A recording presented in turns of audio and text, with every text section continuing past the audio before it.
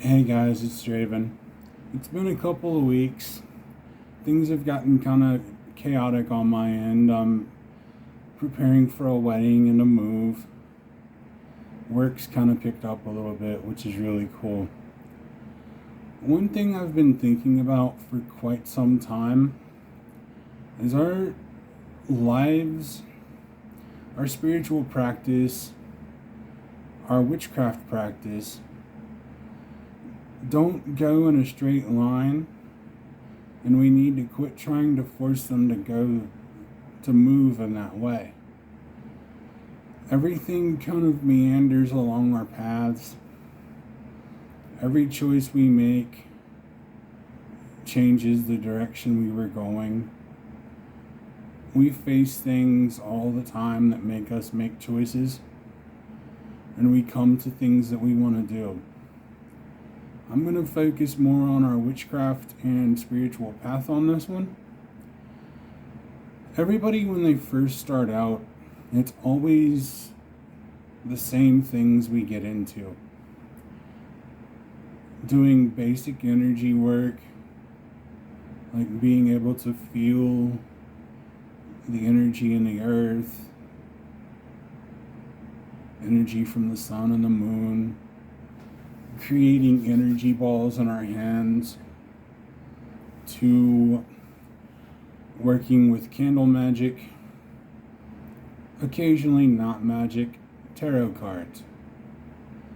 But you don't really hear much or see much in the 101 or even really beyond that level, talking about things like geomancy, earth energies, using different types of divination like fire scrying, mirror scrying, throwing the bones, reading regular playing cards or dice.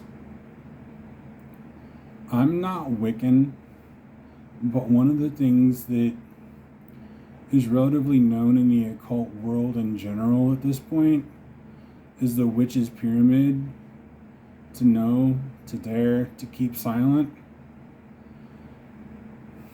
We know and sometimes keep silent as much as some people I've encountered like to talk. It makes you wonder. But the daringness is something I think we need to get back. There's more out there, and we need, like, if we feel called to find it, we should go look. Don't be afraid to get pulled down this occult rabbit hole or this spiritual rabbit hole or that one. Just because it wasn't outlined in Raymond Buckland's Blue Book or Cunningham's book or any of the other hundreds of books out there, your practice is not Scott Cunningham's or Ray Buckland's. It's yours.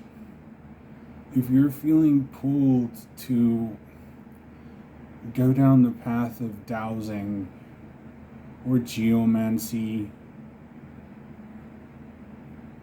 or working root and bone magic, don't be afraid to try it. Don't be afraid to explore. There's all kinds of things out there in the occult and spiritual realms that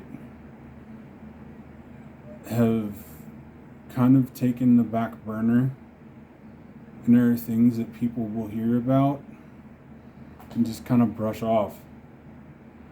Like astral projection and lucid dreaming are very interesting.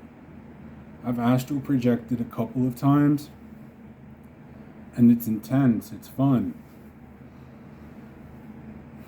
Shape-shifting is something that I've done a couple of times, but you don't really hear about it.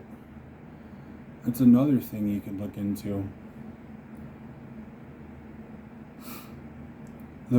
I've been sent down a major rabbit hole by a former team lead of mine who's a good friend from work.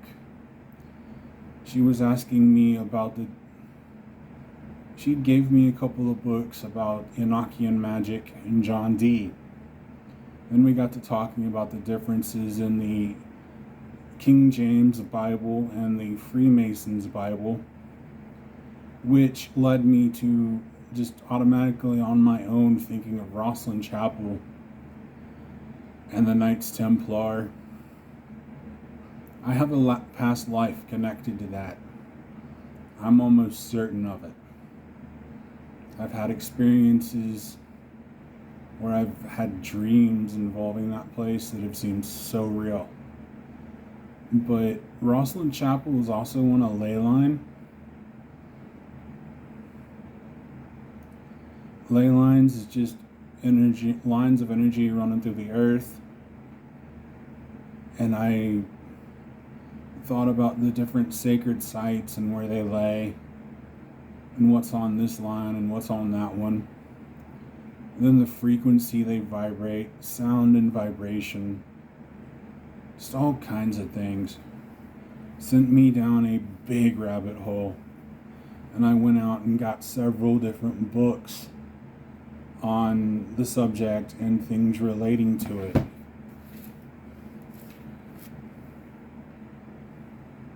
I don't know how well either one of them will show up, but they're just two of them. I've got two more in my room, just about sacred places and where they're built and why, and how the earth and energies can factor into it.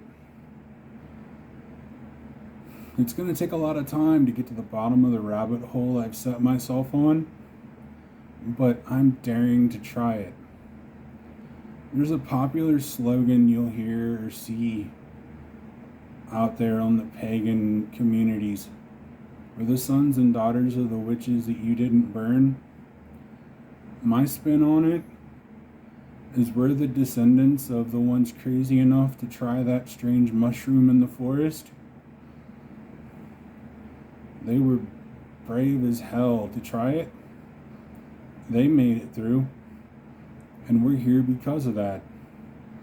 In some ways, pushing our boundaries and our knowledge would be a tribute to those ancestors, to our ancestors.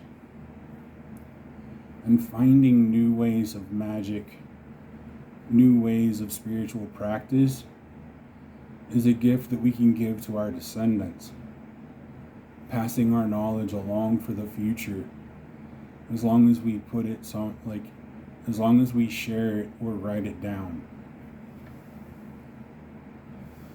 We need to worry less about what other people that may or may not practice at all think of what we are doing, and do what feels right to us and what we like. Now, there are closed practices out there. Voodoo, some Native American magic is another. If you're interested in them, do it the right way. Start talking to and interacting with practitioners of voodoo or one of the Native American magics. Befriend them and show them who you are. Show them that you're worth consideration. They may or may not initiate you and teach you, but if they tell you no, accept it. Move on. Find something else. There's a vast universe out there to dive into. Why limit ourselves to just one? There's information out there. Seek it.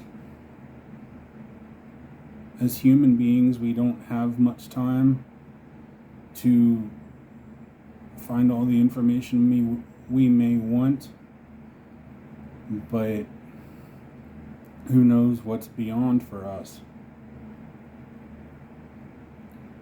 It's time for us as witches to remember to dare and to remember it's our practice. Whatever somebody else says about it, that's on them. You do you. Share what you will. Strive for happiness and completion. Go for what interests you. Don't limit yourself. We are limitless beings. Why do we place so many constraints upon who and what we are? Till next time,